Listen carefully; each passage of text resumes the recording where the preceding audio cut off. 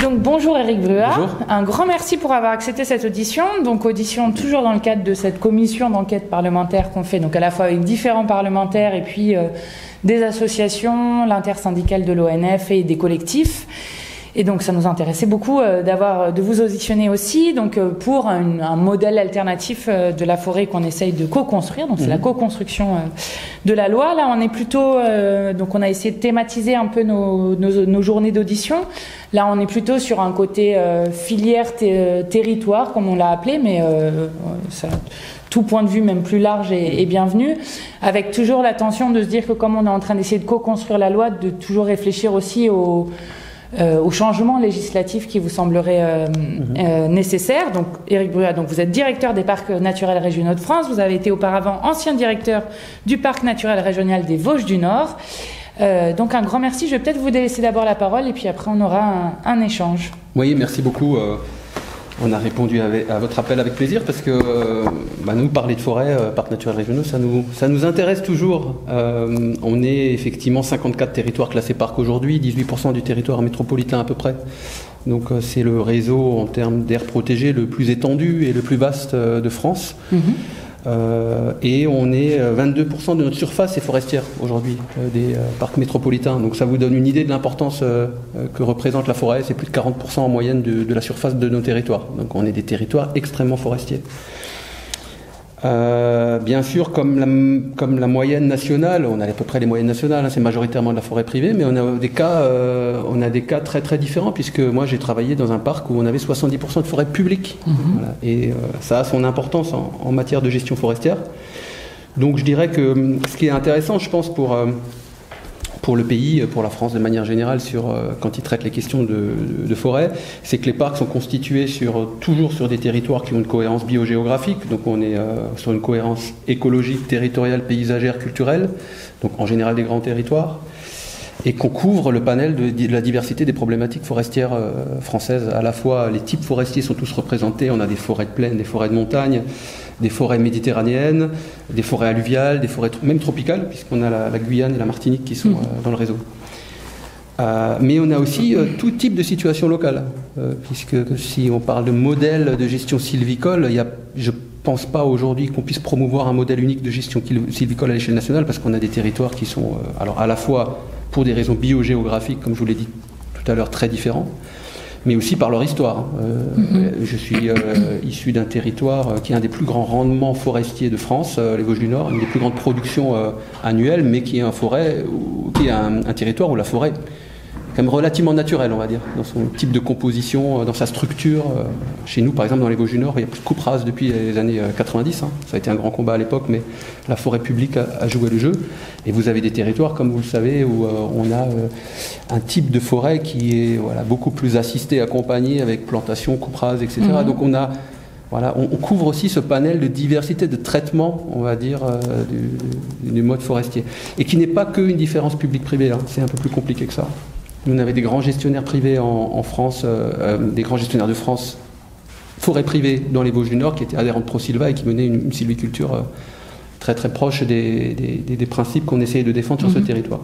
Donc l'histoire de chaque territoire est importante et on présente cette diversité. L'autre intérêt du réseau des parcs, c'est qu'on a une ingénierie extrêmement polyvalente sur nos territoires, qui peut apporter du coup un regard très transversal, ce qui est un manque à mon avis sur les questions quand on touche à la stratégie de développement de la filière bois, qui peuvent apporter un regard global. C'est-à-dire on a des écologues, des géographes, on a des urbanistes, des ingénieurs forestiers, je tiens à le préciser. Les parcs ne sont pas des réserves, c'est notre vocation, c'est pas la mise sous cloche, c'est le développement local. Donc on a beaucoup d'ingénieurs forestiers qui portent des projets de développement économique de la filière bois. Et bien sûr, on a aussi, je l'ai dit, je crois, des écologues et surtout aussi des architectes. Donc c'est des territoires où on innove, où on essaye d'innover aussi dans le bois construction, dans le design, pour donner derrière aussi un sens à ce qu'on essaie de défendre, puisque nous, on a des forêts qui sont très majoritairement gérées, très très majoritairement. C'est souvent moins de 1% du couvert forestier qui est en protection réglementaire de type réserve. Donc notre mode d'action, c'est vraiment c'est passé par l'économie en gros, pour essayer d'évoluer vers une forêt plus naturelle. Si on ne s'inquiète pas ou si on ne s'intéresse pas à la finalité économique des bois qui poussent dans nos forêts, on ne peut pas promouvoir le mode de gestion sylvicole qu'on promeut. Donc, bien sûr, comme vous l'avez, je pense, bien dit dans les différents propos préliminaires de cette commission d'enquête, aujourd'hui, la forêt elle est au cœur des enjeux. On sent que les tensions montent. On les sentait depuis toujours sur les territoires. Elles sont multiples. Parce que les attentes deviennent... Et je pense qu'il y a un équilibre sur les attentes, disons, c'est pas spécifique, parce qu'on a beaucoup parlé dans les écrits du monde de l'économie et de l'industrialisation de la forêt et des besoins de la filière qui sont énormes et qui pèsent. Même d'un territoire comme le mien, où on a plutôt une très grande organisation du marché avec une forêt publique, des contrats d'approvisionnement, etc., on sent que sur les agents forestiers, ça pèse quand même. Le besoin d'alimenter la filière pèse. Mais le regard que porte la société sur la forêt, c'est aussi un enjeu, quoi. C'est-à-dire, moi je ne veux pas dire que derrière la société, le regard qu'elle porte est complètement éclairé sur le sujet. C'est un gros enjeu aussi, et il ne faudrait pas qu'il se passe avec la forêt ce qui se passe aujourd'hui avec le monde agricole. C'est-à-dire qu'il y a une division en France dans la société, et une espèce de mise sur le bûcher des gens qui gèrent la forêt, qui l'exploitent, parce que c'est quand même une sacrée richesse pour nos territoires d'avoir une forêt qu'on puisse gérer et qu'on puisse exploiter, même si je suis aussi un amoureux des forêts naturelles et qu'on laisse en libre évolution. Voilà, donc il y a, je pense, de la part, un vrai travail sociologique à faire aussi sur l'accompagnement dans la vision qu'ont les acteurs de cet écosystème. Alors bien sûr, nous on milite pour une forêt multifonctionnelle, ça c'est très clair, une forêt résiliente, une forêt qui allie économie, écologie et société. Alors ça c'est basé sur un couvert permanent, on s'oppose dans la mesure du possible, je vous en dirai un peu plus, aux coupes rases, des forêts diversifiées en essence et en structure, ça c'est important parce que parfois on ne voit que l'essence, mais une forêt diversifiée sur le plan écologique, c'est aussi une forêt qui est diversifiée en structure, c'est-à-dire avec des arbres d'âge différents, de hauteur différente. Basé sur la régénération naturelle, ça pose la question de l'équilibre sylvo-cynégétique. Il faut que je le place maintenant parce que par soutien pour mes collègues forestiers sur nos territoires, on a un vrai problème aujourd'hui sur ce sujet et voilà, on a du mal à trouver des solutions. Pour nous, la chasse, c'est une activité totalement reconnue dans les parcs. Les parcs sont ni anti ni pro-chasse. C'est une activité qu'on respecte. On travaille très très bien avec les chasseurs sur nos territoires, mais il y a sur certains territoires des vrais problèmes d'équilibre sylvo-cynégétique qui empêchent les forestiers de mener une sylviculture proche de la nature, en tout cas que nous on défend, basée sur la régénération naturelle. Ça, on pourra peut-être en reparler parce que les maires forestiers nous ont parlé. Oui, sinon il ne faut pas être naïf sur la question de la sylviculture, c'est-à-dire qu'aujourd'hui elle a ses contraintes aussi. Et voilà, il y a plein de raisons pour lesquelles on peut intervenir et il n'y a pas que celle du modèle économique. Il y a d'autres raisons. Donc je disais, avec un nombre suffisant d'arbres de gros diamètre, on a des forêts très jeunes en France, on a des forêts qui se rajeunissent et ça nous inquiète. Présence de bois morts, respect des sols, sans traitement chimique. Bon bref, on plaide pour que la France soutienne du coup aussi une transition vers un modèle économique qui valorise ses forêts. Mais ces forêts avec CS, ces forêts que je viens de décrire et les forêts de France. Parce que les deux pourraient donner lieu à débat.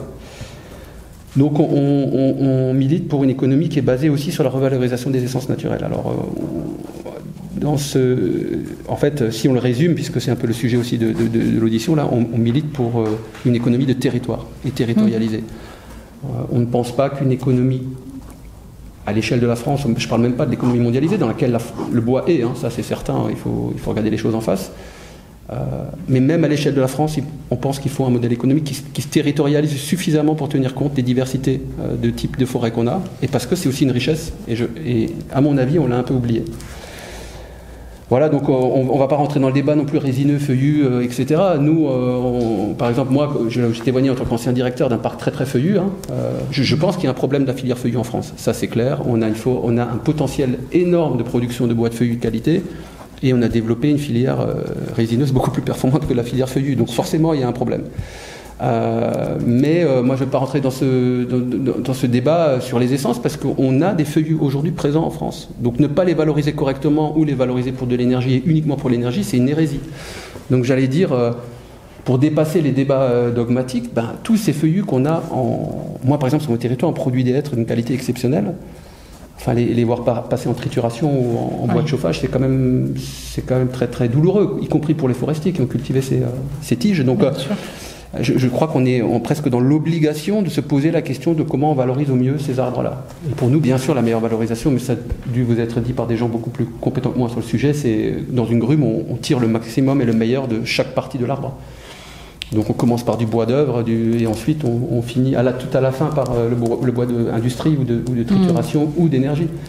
Mais on ne commence pas par voir les mètres cubes qu'on a en forêt comme des ressources énergétiques, quoi. Sinon, à mon avis, on va un peu à la catastrophe. Voilà, et bien sûr, du coup, on est inquiet quand on voit les standardisations des forêts et nos territoires en sont pas du tout exempts. Le Morvan en est un très bon exemple puisqu'il a fait couler pas mal d'encre ces derniers temps. Je reviendrai dessus. Oui. Et oui, effectivement, c'est un parc naturel régional, donc on peut se poser la question parfois aussi de la performance de l'outil parc. Mais voilà, ce territoire répond typiquement à cette inquiétude qu'on peut avoir d'une ultra-industrialisation de la forêt. Et qui, derrière, entraîne aussi de l'incompréhension des habitants et des locaux. Alors, ce qui peut être intéressant et sur lequel, après on pourra poursuivre, éventuellement je peux vous mettre en contact avec des parcs, des acteurs, des gens qui s'organisent, des professionnels qui pourraient vous dire plein de choses intéressantes. Mais on est assez divers dans les types d'actions qu'on porte pour parler de territoire, pour parler de politique territoriale. On est porteur d'un grand nombre de chartes forestières. Je crois qu'on est un des premiers animateurs de chartes forestières en France. Et certaines de ces chartes sont totalement basées sur l'économie. Vous savez, parfois les chartes forestières sont très généralistes, elles parlent de tout, parfois de trop de choses. Il y a certains territoires qui ont des chartes 100% économie. Par exemple, dans les Vosges du Nord, on a une charte forestière de territoire qui ne porte que sur la meilleure manière de valoriser les essences locales que sont le hêtre et le pin sylvestre. Avec l'idée de dire, si on promeut une forêt naturelle, on promeut le développement de ces essences, et du coup, derrière, il faut leur trouver des débouchés. Avec des actions très concrètes, une association interprofessionnelle qui a été créée, qui s'appelle Symbole, qui rassemble des forestiers, des ingénieurs, des sylviculteurs, jusqu'à des menuisiers. On a un peu plus de mal avec la menuiserie, mais ça, vous avez sans doute déjà pu le remarquer en France, c'est un vrai problème. Et la scierie, la charpente, etc. Avec l'idée vraiment de créer un collectif vertical et pas horizontal. Symbole, il s'appelle. Symbole, Synergie Bois Local. Une autre initiative, par exemple, on lance actuellement un concours qu'on appelle les Sylvotrophées, qui est un peu inspiré du concours des Prairies Fleuries. Je ne sais pas si vous connaissez, mais on a lancé maintenant, il y a plus de 10 ans, un concours en direction du monde agricole qui s'appelle les Prairies Fleuries. Et depuis, il a été repris par le monde agricole, ce qui est une très bonne chose, mais il a été technicisé. On l'appelle le concours des pratiques agro-sylvo-pastorales. Et donc, du coup, c'est un concours qui marche très très bien. Chaque année, on délivre un prix dans le cadre du concours général agricole. Le ministre de l'Agriculture est venu le remettre l'année dernière pour vous dire que c'est bien rentré dans les têtes de tout le monde, et on essaye de développer la même chose sur la forêt. C'est reconnaître forêt privée, forêt publique, c'est pas tous les acteurs sont les bienvenus, mais essayer de promouvoir les forêts qui sont gérées dans des bonnes conditions sur le plan de l'écologie, sur le plan du paysage et aussi sur le plan de l'économie, parce qu'il faut aussi que le modèle derrière soit cohérent sur le plan de l'économie. On a développé des actions en direction de la jeunesse, je pense que ça vous a déjà été dit, mais c'est vrai qu'il ne suffit pas de se promener le week-end en forêt pour comprendre ce qu'est une forêt. C'est d'ailleurs un des enjeux et des problèmes qu'on rencontre, c'est qu'il y a une déconnexion aujourd'hui entre le sentiment d'être en forêt et ce qui est réellement une forêt. Pourtant, ça s'explique facilement. Moi, on me l'a expliqué en 5 minutes. Bon, peut-être que j'avais fait une formation pour, mais j'ai été choqué quand on me l'a expliqué. Et après, on ne voit plus la forêt de la même manière quand on traverse un champ d'épicéa ou une forêt naturelle. Mais c'est vrai que aujourd'hui, il y a un vrai besoin de formation, je pense, à tous les niveaux d'ailleurs, au niveau des plus jeunes comme au niveau des adultes. Nous, on avait mené à l'époque une initiative qu'on avait beaucoup appréciée en main dans la main avec l'ONF. On travaillait très bien avec l'administration forestière sur notre territoire. Ils ont un outil qui s'appelle les martelloscopes, qui forment en fait, qu'ils utilisent pour former leurs forestiers. Parce que quand on fait le choix de couper un arbre, il y a plein de critères. C'est pas et celui-là il me plaît, je vais l'enlever. Il y a plein de critères que le forestier doit choisir. Vous savez, quand on coupe un arbre, ça c'est Max Brussiamaki, qui est économiste de la forêt, qui m'avait dit ça, j'ai trouvé ça très juste. Quand on enlève un arbre de forêt, on enlève à la fois le produit et la machine qui l'a produit. Donc c'est vraiment pas neutre. C'est-à-dire que c'est unique. C'est l'arbre lui-même qui produit son bois. Donc quand vous choisissez de l'enlever, à un moment, il peut continuer à produire. Bien sûr. Donc il faut être sûr que vous l'enlevez au moment où c'est optimal. Voilà. Et ça, c'est un métier de le décider. Donc on a créé ces martelloscopes et nous on formait les élus à ça. Les élus notamment des forêts communales, qui passaient tous au martelloscope pour pouvoir être plus aussi participant aux décisions qui sont souvent très techniques, qui sont portées sur la forêt. On l'a créé pour des enfants, ça s'appelle le Martelloscope Junior, très très bien marché pour les écoles. On a aussi testé des plans d'aménagement participatif, mais la forêt c'est un peu un univers clos, hein. Je pense que ça vous a été déjà dit, très technique et très refermé sur lui-même. C'est un univers aussi extrêmement intéressant, passionnant, avec des gens passionnés, mais c'est souvent très clos. Donc c'est pas évident sur les plans d'aménagement participatif. L'idée c'est de dire en forêt publique, on élabore les plans d'aménagement, vous le savez sans doute, c'est un moment important où on décide de comment on va conduire le peuplement forestier pour les 20 ans à venir. Et on avait fait ça avec les citoyens, les élus locaux, pour essayer de les faire rentrer un peu plus dans les choix de gestion. C'est pas facile parce que le document est très technique, mais le principe était intéressant. Et bien entendu, on travaille beaucoup sur le volet social de la forêt, hein. Alors, à travers des loisirs de fréquentation, etc. Mais plus que ça, il y a des parcs qui ont, par exemple, travaillé sur le métier de faire connaître aussi les métiers de la forêt, genre des initiatives de type Vie ma vie de bûcheron, des choses comme ça, pour comprendre ce qu'est un bûcheron, est-ce que c'est son métier. On ne voudrait pas qu'un jour les bûcherons soient agressés comme sont les pompiers aujourd'hui non plus. Vous savez, tout peut arriver, hein, selon les endroits où on est. Moi, j'étais un territoire très rural, donc le lien à la forêt, il était permanent. Les gens se parlent, etc. Mais si vous êtes en périurbain, on ne sait jamais ce qui peut arriver. Des ZAD, ça peut apparaître vite, etc. Donc, c'est aussi un beau métier, le métier de bûcheron. Et voilà, on essaye aussi de faire connaître les métiers de la forêt.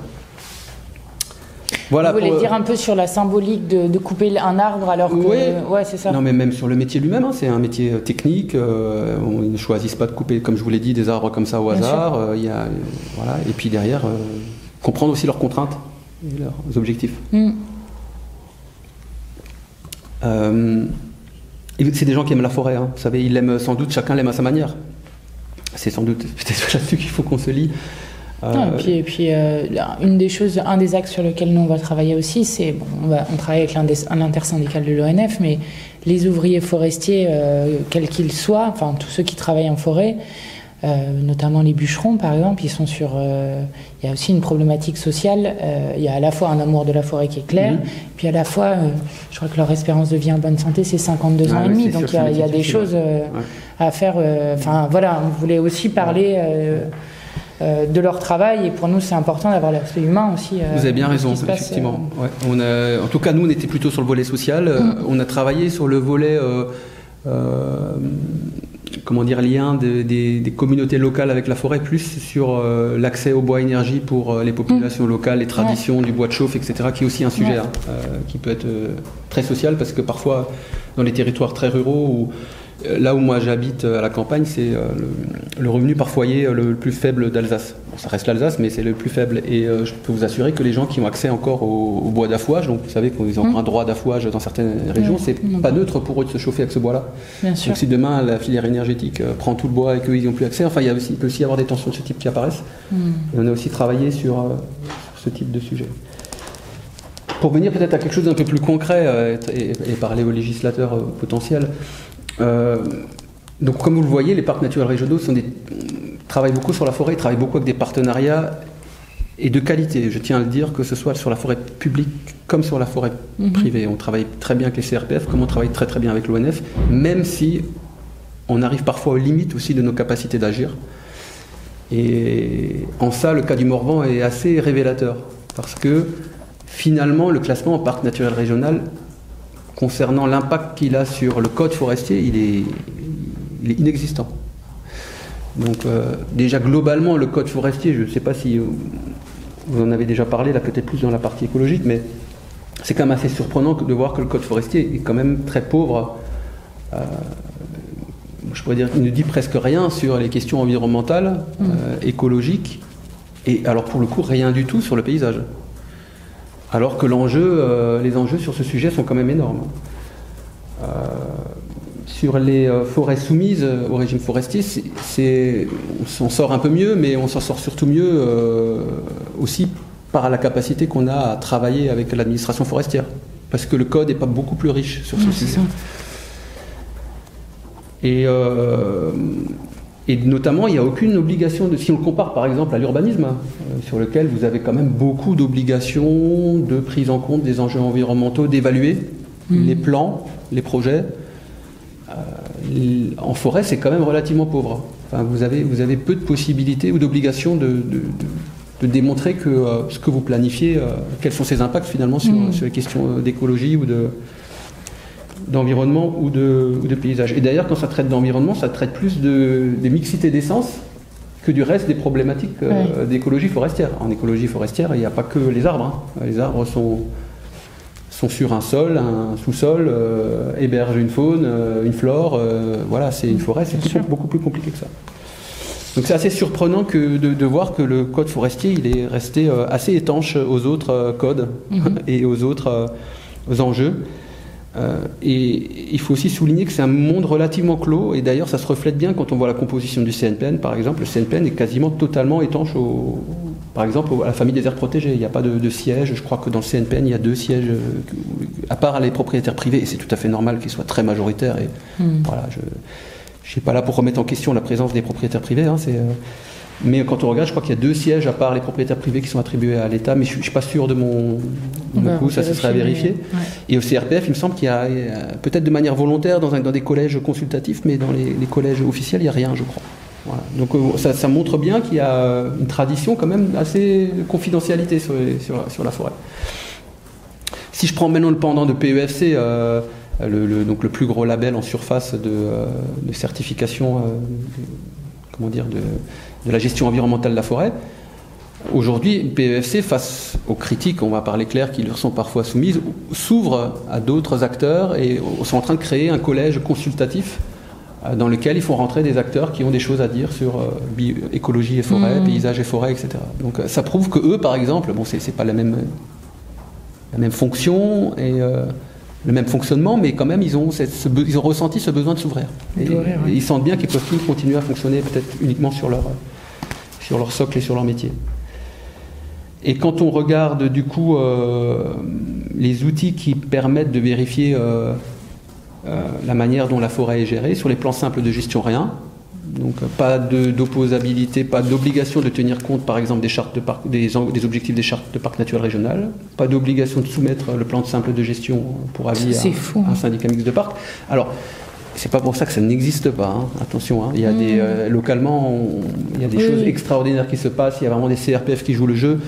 On a plein d'exemples qu'on pourrait mettre sur la table. D'ailleurs, des exemples qu'on pourrait utiliser pour dire attention, toutes ces consultations, ces procédures ne ralentissent pas forcément les choses. Elles peuvent être. Ça fait 50 ans qu'on gère des obligations de rendre des avis sur de l'urbanisme. Enfin, c'est pas tout à fait 50 ans, mais disons, ça fait une vingtaine d'années qu'on fait ça. Ça fait même parfois on nous consulte de manière informelle sur des permis de construire. On sait faire pour respecter les délais. À la limite, on peut mettre dans la loi une date limite, et puis à défaut d'avoir répondu, il y a un avis favorable. On trouve des mécanismes pour ne pas ralentir les choses. Mais c'est vrai que c'est assez surprenant de voir qu'aujourd'hui, il n'y a aucun mécanisme.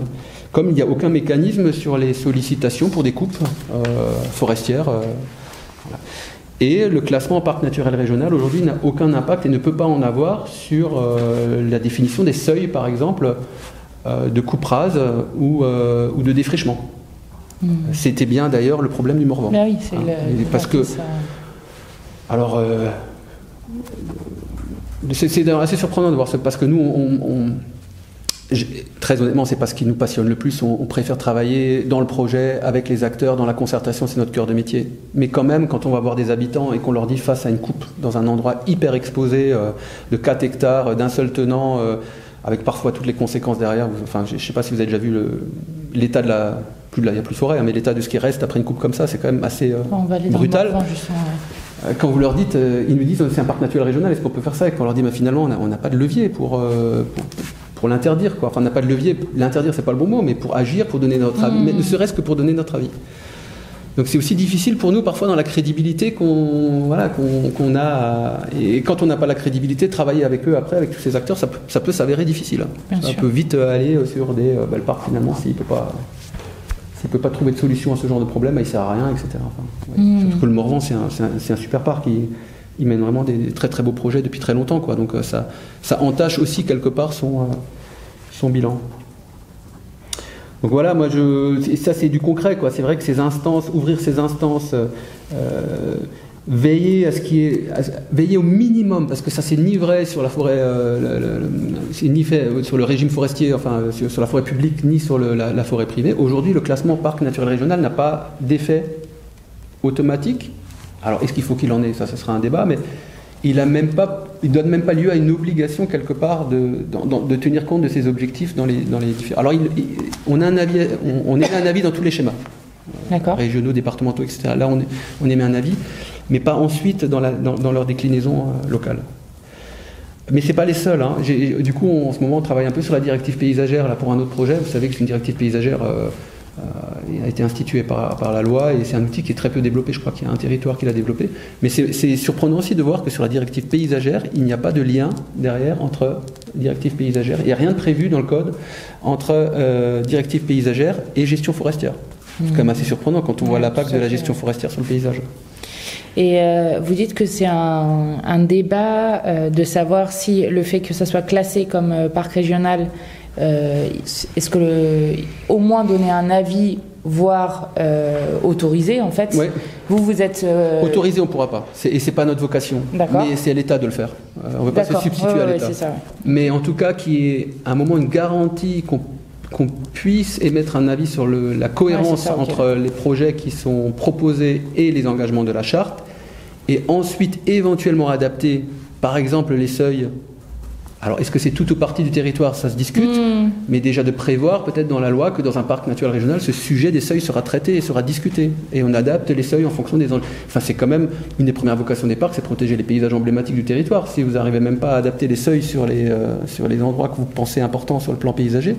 Donc, je dis qu'il y a un débat. Je ne dis pas aujourd'hui quelle est la solution sur le plan. Non, mais c'est bien, ça, c'est des bons éléments. Voilà, comme l'obligation, par exemple, de soumettre pour avis au syndicat mixte de parc. Ça paraîtrait tout à fait. On le fait pour plein d'autres choses. Je vois pas pourquoi ça poserait un problème sur, par exemple, les plans simples de gestion, voire sur les coupes dans les endroits peut-être à déterminer. Peut-être qu'on sait faire ça. On a des plans parcs précis. On pourrait très bien dire là, il y a une coupe qui est réalisée ici, on soumet pour avis au syndicat mixte. En dehors, peut-être pas. Donc c'est des choses qu'on peut tout à fait imaginer. En tout cas, ce que je dis, et ça a été un grand combat dans les Vosges du Nord, en forêt majoritairement publique, avec l'ONF, donc plutôt dans des conditions que moi je considère comme favorables, faire admettre par les acteurs de la forêt que le classement parc naturel régional n'est pas juste quelque chose qui n'entraîne pas de conséquences, ou parfois dont on m'a dit non mais c'est le droit commun qui s'exerce, etc. Je pense que c'est aujourd'hui, quand on voit le discours du président Emmanuel Macron après le rapport IPBES où il annonce 30% du territoire couvert par des aires protégées, quand on voit aujourd'hui l'érosion de la biodiversité, malgré tous les outils qu'on accumule en France pour la protéger, ça rentre quand même bien dans ce débat sur quelles sont nos futures ambitions et quelle est notre future stratégie pour les aires protégées. Voilà. Après, l'autre angle, peut-être pour revenir plus sur le sujet du jour, je pense qu'il y a quelque chose qui serait vraiment puissant et qu'il faudrait presque réinstituer. Il y a eu des tentatives, c'est les contrats de réciprocité, on vous en a sans doute pas mal parlé. Donc les contrats de réciprocité, le principe c'est territoire rural, territoire urbain qui coopèrent.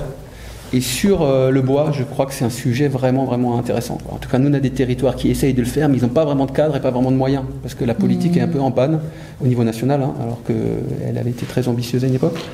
Peut-être que nous, on n'a peut-être pas été assez réactifs au moment voulu, j'en sais rien, on n'a peut-être pas été en capacité de monter des projets ambitieux. Mais aujourd'hui, il y a beaucoup de territoires de parcs qui essayent et qui mettent la question du bois et de la filière bois dans le cœur de leur partenariat. Pour l'instant, on nous en a pas parlé, donc je veux bien que vous développez un peu. Alors, exemple, Vosges du Nord, où, vous savez, nous, naïvement, on n'est pas si naïf que ça, on le dit parfois. Comme je vous l'ai dit, on essayait de promouvoir l'utilisation du bois local dans la construction, par exemple.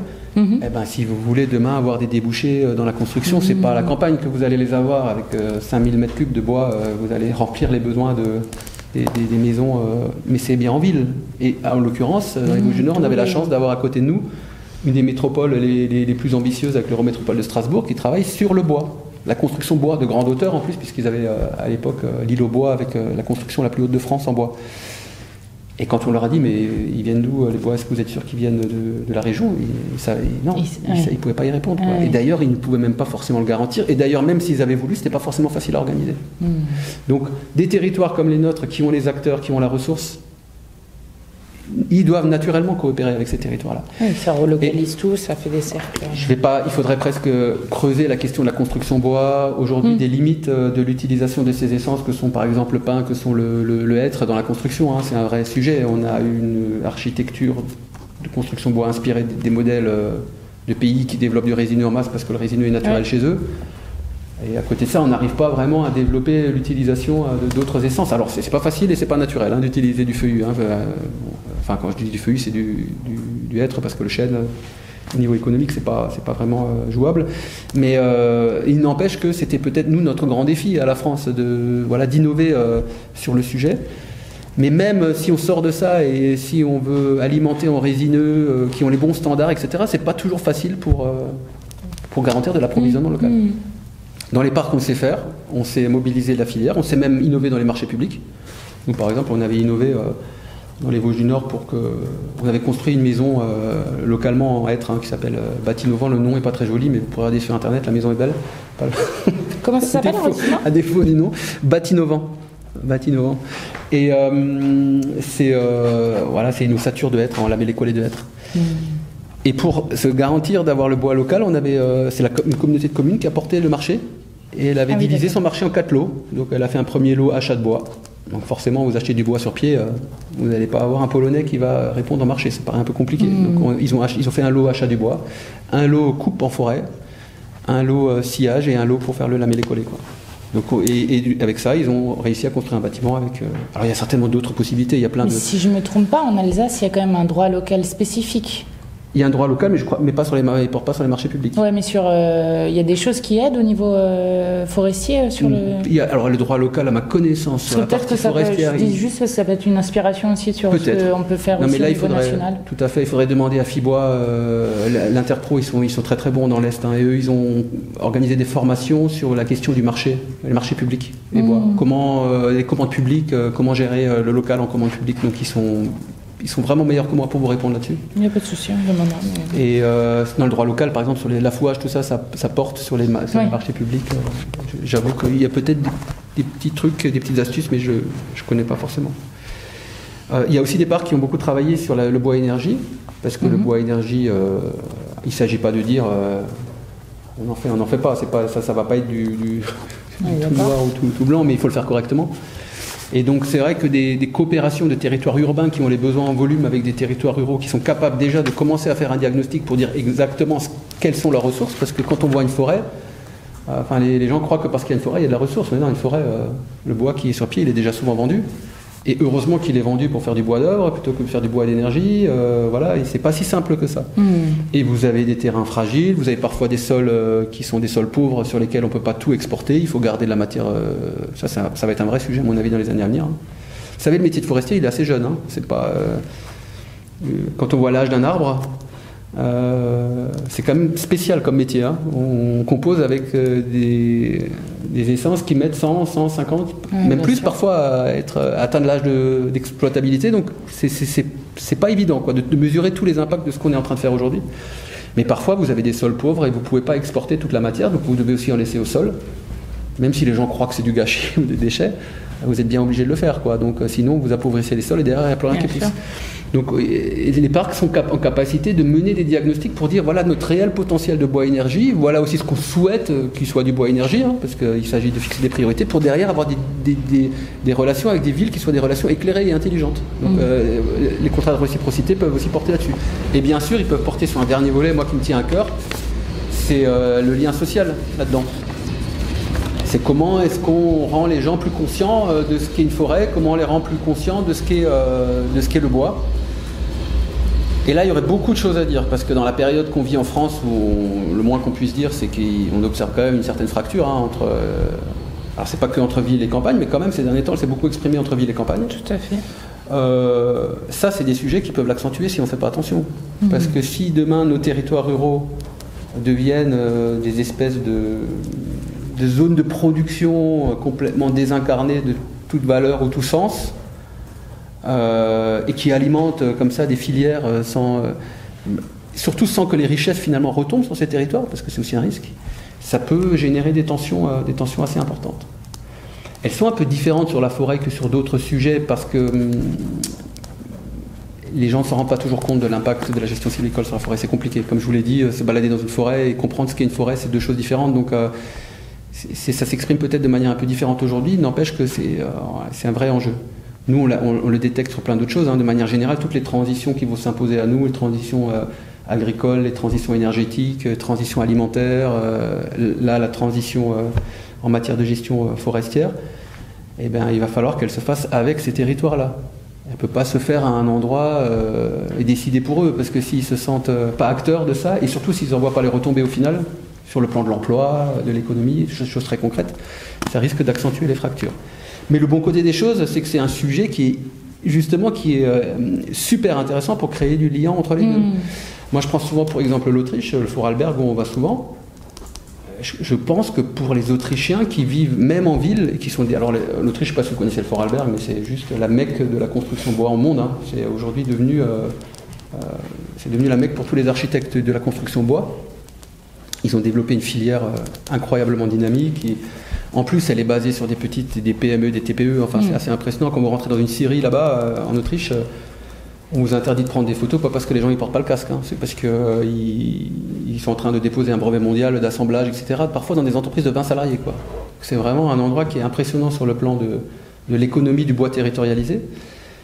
Et je pense que là-bas, ils ont vraiment réussi à raconter une histoire liée à l'utilisation et à l'usage du bois. Ils ont pas séparé les deux, quoi. J'ai l'impression qu'en France, on sépare un peu trop. D'un côté, utiliser du bois, c'est bon pour la planète. Mais quel bois et d'où il vient et comment il a été produit, ça on le dit moins. Et de l'autre côté, on produit du bois, mais les deux, il manque quelque chose entre les deux. Et j'ai l'impression que chez eux, c'est un peu plus lié, quoi. Et du coup, derrière, comme je pense qu'on ne peut pas limiter la question sociale à acceptabilité des coupes, c'est beaucoup trop réducteur. Vous n'allez plus aujourd'hui dire aux gens, parce que vous faites une sortie en forêt, ils vont accepter qu'on coupe des arbres. Voilà, c'est beaucoup plus compliqué. Enfin, les gens sont quand même un minimum cultivés, donc ça ne va pas suffire. Comme ce problème aussi du lien avec la forêt, le fait qu'on l'exploite, etc., ça va devenir un projet, un sujet potentiellement de tension dans les années à venir. Je pense qu'une partie de la solution peut passer par reconnecter la chaîne. Et reconnecter la chaîne, c'est aussi reconnecter la ville avec ces territoires-là, quoi. Voilà, c'est pour ça que je dis qu'il y a plein de choses à faire sur le volet partenariat ville-campagne. Et là, en l'occurrence, les parcs sont des territoires vraiment de laboratoire extrêmement intéressants, puisque, comme je vous l'ai dit, on travaille sur la biomasse, on travaille sur le bois construction, sur le design beaucoup, hein. On travaille aussi sur innover dans le design, l'ameublement, etc. C'est vraiment très intéressant et c'est très important, je pense, ce lien que vous faites sur la fracture. Nous, on parle de réappropriation de culture de la forêt et de réappropriation de biens communs donc par tout le monde. Et je pense que ça, c'est un enjeu, ce que vous disiez sur ne pas opposer les gens les uns contre les autres, c'est important. Ouais. Non, mais nous, j'adore. On n'était pas toujours d'accord, hein, y compris avec l'ONF chez nous. Hein, on n'était pas toujours d'accord, mais c'est des gens passionnés, qui font un métier. Voilà, ils le font vraiment avec leur tripes, quoi. Donc, bien sûr. Moi, j'ai beaucoup de respect pour les compétences qu'ils ont que je n'ai pas. Donc, voilà. Sinon, il n'y aurait rien de pire que de sortir de la situation dans laquelle on est quand même en train de rentrer. Hein. Je pense qu'il faudra dire la vérité en face. Aujourd'hui, il y a des tensions sur la forêt qu'on ne connaissait pas il y a quelques années. Mais qu'on en sorte par une division, quoi. Ça, ce serait dommage. Il faut vraiment, je pense, se serrer les coudes et voilà, et puis avoir un projet, un beau projet. Ouais, ça c'est... Voilà. Moi, j'avais des petites questions. Oui. Merci beaucoup déjà. C'est vrai que vous avez des questions. Non, c'était vraiment passionnant. Ma première question, si je reviens un peu sur le début, vous avez dit que un des axes et une des forces des parcs régionaux, c'était d'avoir une ingénierie qui permettait d'avoir un regard transversal, qui était peut-être une des choses du coup, et ça fait le lien avec la fin de votre exposé qui manquait dans la filière bois aujourd'hui. Quel impact a aujourd'hui les changements qui sont annoncés à l'ONF et les changements qui ont déjà lieu à l'ONF? Est-ce que ça a sur les parcs régionaux? Est-ce que vous avez aussi des inquiétudes sur les moyens d'ingénierie qu'il y aura dans l'avenir ou qu'il y a maintenant? Je dis ça d'autant plus que quand on a interrogé les maires forestiers tout à l'heure, ils disaient les maires, nous on n'a pas l'expertise nécessaire pour gérer les forêts communales qu'on a, et donc on s'appuie énormément sur ce que nous produit le ONF, et une de nos grosses inquiétudes, c'est justement qu'on perde cette expertise-là. Ouais. Donc je voulais savoir, vous, comment vous le voyez de la place où vous êtes Déjà, je ne suis pas au courant de toutes les évolutions en cours, parce que ça change tout le temps, donc on est d'accord. Je le suis comme je peux. Si la question c'est quid du service public forestier à l'avenir, et je pense qu'il est plus qu'urgent qu'on le maintienne et qu'on le renforce. Enfin, moi, pour l'avoir vécu sur mon territoire, c'est une aubaine, une chance d'avoir une forêt publique et d'avoir une administration forestière qui la gère. Hein. Enfin, quand je regarde d'autres territoires où c'est moins le cas, c'est vraiment une chance. Donc on a, je pense, une urgence à maintenir un service public qui traite des questions de forêt, qui accompagne les propriétaires de manière forte et importante. Est-ce qu'il faut à l'avenir que dissocier la partie production de la partie protection, c'est peut-être pas le bon mot, mais préservation ou environnement, etc. C'est délicat. Hein. Est-ce que demain il faut deux ONF, une qui produit, une qui est, ce qui se limite strictement à la volée économique de la forêt et ailleurs, peut-être dans une agence, il y a l'OFB quand même qui commence à monter là tout ça, peut-être un regard plus sur questions environnementales, c'est délicat à dire, franchement, parce que je pense que moi j'ai vécu quand même, c'est quand même fou parce que je me suis remémoré, je me suis dit mais finalement on vit un peu ce qu'on a vécu en agriculture, tout le monde le dit, moi je pense que c'est pas tout à fait pareil quand même. Moi j'ai vécu une période entre guillemets de grâce dans les Vosges du Nord dans les années 2010. C'était mieux que dans le métro. Non mais je vous taquine. C'est impressionnant, on a vécu dans les Vosges du Nord une période où le gestionnaire forestier avait lui-même intégré tous les principes de sylviculture qu'on essayait de défendre depuis des années. Alors on a une chance dans les Vosges du Nord, c'est qu'on a des forestiers aussi adhérents de Pro-Sylvain, forêt privée, qui se parlent entre eux, etc., qui s'apprécient, donc ça faisait avancer les choses. Mais on avait une administration forestière qui laissait l'administration elle-même former les agents pour faire plus qu'une forêt multifonctionnelle. Une forêt basée sur 100% de régénération naturelle, sur de l'allongement de durée d'exploitabilité, sur la diversification d'essence de structure. Enfin, c'était du pain béni. À un moment, on se demandait même ce qu'on allait dire, quoi. Et j'ai vécu ça, et j'ai vécu la redisparition de ça, avec, quand même, pour être tout à fait honnête, une pression pas tout à fait cachée de la hiérarchie sur maintenant il faut produire, il faut sortir plus de bois. J'ai peut-être oublié de le dire, mais attention aussi derrière la France ne produit pas, n'exploite pas ce qu'elle produit en mètres cubes chaque année. Hein. Moi je viens d'un territoire où on nous annonce 100% on prélève 100% de la production annuelle de bois quoi, en forêt. Donc on récolte ce que la forêt produit tous les ans. Quand on vous dit parfois, je ne sais pas comment, on récolte 60 ou 70% de la production de biomasse annuelle, chez nous non, c'était 100% parce qu'on a une forêt gérée depuis longtemps, accessible, non morcelée et très organisée. Et il y a d'autres endroits où effectivement on est à beaucoup moins que ça. Mais pareil, encore une fois, territorialisons, donc voilà. Pour revenir au sujet, donc en dehors de la question des effectifs, qui est une question en tant que telle, hein, qui aujourd'hui pose question, moi je l'ai vu apparaître ce malaise croissant chez les forestiers. Voilà, on nous dit qu'on doit protéger la forêt, on nous dit qu'on doit produire plus, mais ça commence à devenir compliqué tout ça, et l'équation, on voit bien sur le terrain qu'elle est difficile à concilier. Donc est-ce qu'il faut donner plus de moyens pour défendre les biens communs ? Sans doute. Est-ce que ça passe par la fiscalité ? J'en sais rien. Il y a déjà pas mal de dispositifs fiscaux. Il faut faire attention avec la fiscalité parce que ça peut produire l'inverse de ce qu'on essaie de produire. Mais pourquoi pas ?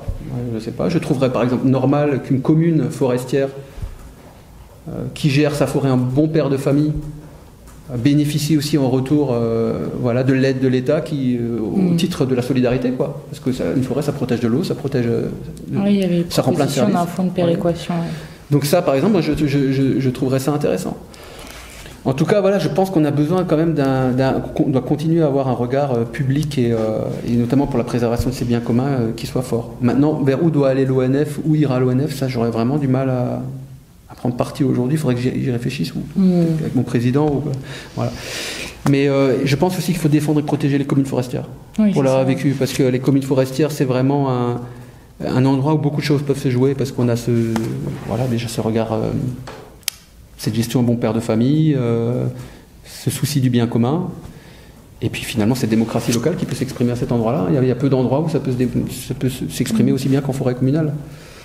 Et que eux en face aient un opérateur public, je trouverais ça plutôt sain. Oui, d'accord. Même si c'est pas toujours le cas. Ok.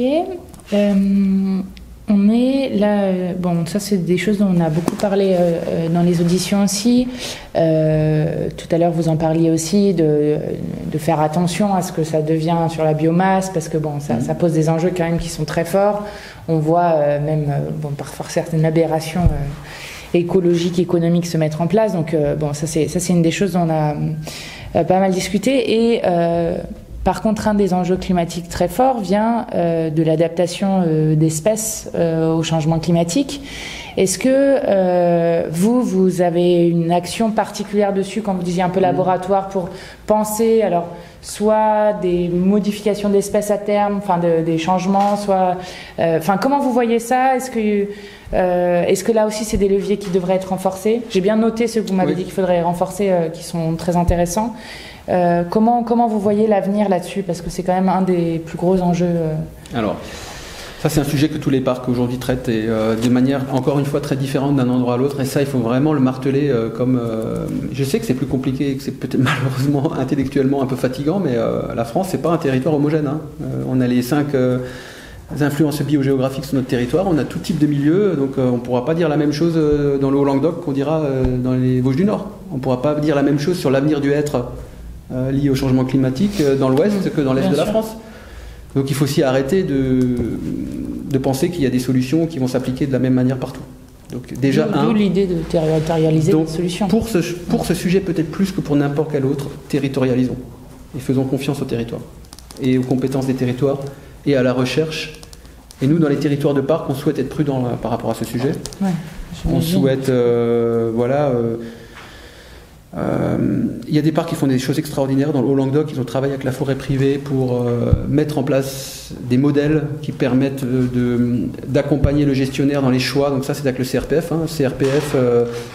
et le parc et l'ONF, et pour mettre en place des modèles et des outils qui permettent au gestionnaire de l'aider dans les choix qu'il aura à faire par rapport aux essences qu'il devra sélectionner en fonction du type de sol, en fonction de l'exposition. Si vous êtes au nord, c'est pas pareil que si vous êtes au sud. Donc il y a des parcs qui travaillent vraiment sur l'accompagnement aux impacts que va avoir le changement climatique.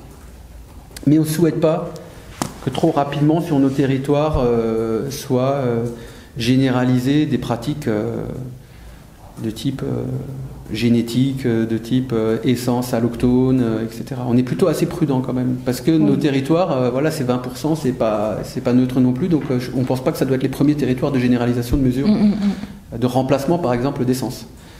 Donc, mais je ne peux pas avoir un avis qui soit général sur tous les territoires. Après, en tant que personne, qu'on admette que ce soit pour des raisons économiques et qu'on le dise. Pour des raisons écologiques, on ne peut pas me vendre que l'adaptation des forêts au changement climatique qui passe par des coupes et des plantations, ça il ne faudra jamais me l'expliquer. Moi je suis écologue de formation. La forêt, elle bougera, elle ne sera peut-être pas tout à fait celle qu'on attend sur le plan de l'économique partout, mais si on entreprend quelque chose en tant que gestionnaire, ce sera pour des raisons économiques. Et je trouve que c'est quand même un peu... et ça c'est sur le plan personnel, donc c'est hors compte rendu, mais... Je trouve que c'est quand même un peu, c'est un peu la finalité de ce qu'on est, nous, hommes, quoi. C'est-à-dire qu'on est la cause de ça, et on pense qu'on va être la solution, quoi. Oui. Enfin, on n'arrête pas d'être quand même dans cette prétention incroyable de dire on est de la cause du changement climatique, donc du coup la forêt va changer, mais c'est aussi nous qui allons la soigner, quoi. Bien sûr. Mais la nature, elle est pas malade, la biomasse, vous laissez votre jardin évoluer, qu'il y ait changement climatique ou pas, un an après, il y a... je sais pas combien de kilos de verre qui a poussé, quoi. Ça va continuer à pousser, vous voyez. Donc voilà. Mais... moi je pense que c'est un sujet vraiment, il faut qu'il y ait de la recherche, il faut aussi qu'on travaille peut-être à l'échelle européenne. On avait la chance d'être frontaliers, les Allemands n'avaient pas du tout le même point de vue que nous sur ce qu'allait devenir leur forêt. C'est quand même incroyable, on avait une frontière entre les deux, mais elle n'était pas étanche. Enfin, le changement climatique était le même chez eux que chez nous, ils n'avaient pas du tout le même avis sur, par exemple, l'avenir des hêtres. Pour eux, il y avait peu de fragilité pour le hêtre, parce que... un hêtre mis indépendamment de sa forêt, peut-être, il est isolé, peut-être qu'il est fragile, mais dans un écosystème forestier où il y a du microclimat, où il y a des mycorhizes, où il y a des sols et qui jouent plein d'effets de régulation. Voilà, donc eux, ils étaient vraiment une forêt résiliente, c'est une forêt naturelle et si possible variée en essence, variée en structure, etc., qui résistera mieux aux tempêtes, qui résistera mieux aux pics de chaleur, etc. Donc nous, on pense aussi que c'est par la sylviculture une sylviculture, même douce, qu'on peut régler pas mal de problèmes et adapter les forêts. Oui, et puis il ne faut pas commencer je pense que là où vous avez raison d'être prudent, c'est de ne pas commencer à trouver une solution. Enfin, l'apprenti sorcier, pour le coup, on voit très bien ça sur les questions d'effondrement de biodiversité. On a voulu traiter quelque chose, une invasion, une espèce invasive par un autre produit qui lui-même a reproduit des... Enfin, et puis on arrive dans des cercles comme ça D'ailleurs, on dérègle tout. Hein. Enfin, en forêt, on a quand même aujourd'hui des constats assez alarmistes sur des essences qui étaient soi-disant les essences miracles il y a 40-50 ans. Quoi. Donc ça s'exprime déjà aujourd'hui. Mais en tout cas... les parcs, ils innovent sur le sujet et ils travaillent avec les acteurs pour que le sujet soit pleinement pris en compte dans leurs orientations et dans leurs objectifs de gestion de la forêt. Et c'est là où, pour le coup, avoir une loi sur le sujet, une loi un peu cadre sur le sujet, ça aiderait. Parce que j'entends bien ce qu'on dit sur territorialiser, on est 100% d'accord là-dessus. Après, typiquement, ce qui arrive au Morvan actuellement, la question de savoir si le Morvan va garder son label est une des questions, avec les problèmes de crédibilité que ça pose, pour quand même avoir voulu accomplir quelque chose qui était de son rôle. Ouais. C'est quand même un peu... On va trouver une bonne solution, ne vous inquiétez pas, j'en ai déjà en train d'y travailler, et qui soit ambitieuse. Mais j'espère bien. Mais si ce que ça peut faire bouger les lignes... Ce que je veux dire, c'est que c'est quand même incroyable qu'on soit dans une situation où des choses, des erreurs qui ont été faites à des moments, ou des choix économiques qui ont été faits à des moments, qu'on ne soit pas capable de se mettre autour de quelque chose. Tout à l'heure, le maire, il me disait, les arbres, ils sont ni de gauche ni de droite. Ben oui, c'est ça. C'est que quand on dit bien commun, à un moment, il faut qu'on arrive à trouver un modèle qui est un modèle raisonnable sur plein de choses. Exactement. Et je pense que ça, pour le coup, les éléments que vous nous avez donnés, on va aussi les retravailler pour les mettre dans la proposition de loi, mais je pense que ça aiderait aussi à ce que sur le territoire en général, bien évidemment qu'il faut prendre en compte toutes les dimensions territoriales. Je suis très sensible à ce que vous disiez sur le fait justement de créer des réseaux d'acteurs. Je redisais dans les autres auditions la disparition des petites séries qui est quand même incroyable. Dans les années 1960, on avait 15 000 séries. Aujourd'hui, on en a 1500. Donc, et qui en plus ne sont pas capables, enfin souvent sont un peu industrialisées, donc ne sont pas capables de traiter justement des bois qui sont... des essences... et qui est pour le coup un plaquage d'un modèle des pays du Nord. Qui est... Donc je pense que ça c'est des enjeux aussi qui sont forts et sur lesquels les laboratoires que vous créez, justement, ça peut aider aussi à imaginer ce modèle-là. Après, je ne peux pas vous dire ce que la loi pourrait dire sur la question de l'impact du changement climatique en forêt. Il faut faire attention aussi de laisser le sylviculteur à une certaine liberté. Quoi. Vous voyez, il ne faut pas commencer à lister les essences qui sont autorisées ou pas autorisées. C'est un peu plus compliqué que ça. On n'allait pas faire ça. Mais voilà, effectivement, en tout cas, c'est un sujet majeur, ça c'est sûr. Et il y a des endroits où c'est une réalité. Il y a des essences qui vont sans doute avoir du mal à se maintenir, c'est sûr. Et sur la question de la chasse, je voudrais bien que vous reveniez un peu dessus. Vous nous avez dit tout à l'heure, qu'est-ce que vous disiez sur la chasse ? Sur l'équilibre sylvo-cynégétique, en gros, ce que je vous disais, c'est que si on promeut une sylviculture basée sur la régénération naturelle, et pas sur de la plantation, d'ailleurs même je pense que sur une sylviculture de plantation, il y a des problèmes aussi, certainement des sujets aussi. En tout cas, si on a une sylviculture basée sur la régénération naturelle, la question de l'équilibre sylvo-cynégétique, c'est plus un enjeu, c'est une condition sine qua non. C'est-à-dire que si un forestier n'arrive pas à régénérer sa forêt naturellement, tout le modèle s'effondre. Oui, c'est ça. Et il y a des territoires en France où on en est à ne plus y arriver du tout, parce que la densité de gibier atteint des telles proportions que la forêt elle est abrutie de partout. Donc, alors, est-ce que, moi je ne veux pas rentrer dans le débat, est-ce que c'est une densité naturelle ou pas, j'en sais rien, je ne sais pas si quelqu'un peut le dire, mais si on veut demain une forêt basée sur un modèle de sylviculture proche de la nature, entre guillemets, ou disons à forte valeur écologique, c'est un des facteurs limitants.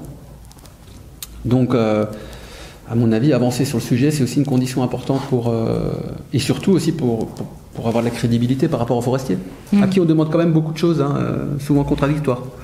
Oui, c'est les injonctions contraires que vous disiez qui... Et là, aujourd'hui, alors vous me direz, quand il y a des mécanismes réglementaires qui permettent de régler le problème, on ne le règle pas forcément non plus. Alors je ne sais pas si c'est que sur le plan réglementaire qu'il y a un problème. Il faudrait, à mon avis, analyser avec des gens compétents le sujet en totalité pour faire des propositions pertinentes. Mais en tout cas, ça sera un sujet. Il faudra qu'à un moment vous traitiez, à mon avis. Question plus classique. Dans l'idée d'un autre modèle que ce qui se passe dans l'agriculture, si on veut éviter ce qui se passe dans l'agriculture. Pour vous, concernant les parcs régionaux particulièrement, est-ce qu'il y a des enjeux particuliers? Alors, je vous parlais de l'ingénierie tout à l'heure, mais aussi de financement. Alors, vous m'avez parlé des leviers pour que le fait qu'il y ait un classement, ça ne serve pas à rien. Est-ce que vous avez un enjeu dessus ou non? Pas particulièrement. Moi, quand je vois ce qu'on a réussi à bouger dans les Vosges du Nord, alors que j'ai quand même l'impression que le contexte n'était pas tout à fait favorable au modèle économique qu'on développait, je me disais que voilà, on peut faire beaucoup de choses déjà aujourd'hui. Si on arrive à doter les territoires d'ingénierie et à les accompagner. Mais franchement, honnêtement, je ne peux pas dire qu'on se soit senti hyper soutenu non plus, quoi. C'est-à-dire que je pense que ça dépend quand même d'une ambition politique au final, quoi. Et d'ailleurs, je me demande si les deux modèles doivent totalement s'opposer. Je suis même pas sûr, quoi. Je suis pas sûr que ce soit une opposition frontale qu'il faut, dans un premier temps en tout cas, en matière de transition, imaginer. Je pense que c'est dommage qu'à côté du modèle industriel actuel ne coexiste pas un autre modèle, au moins, au minimum qui coexiste.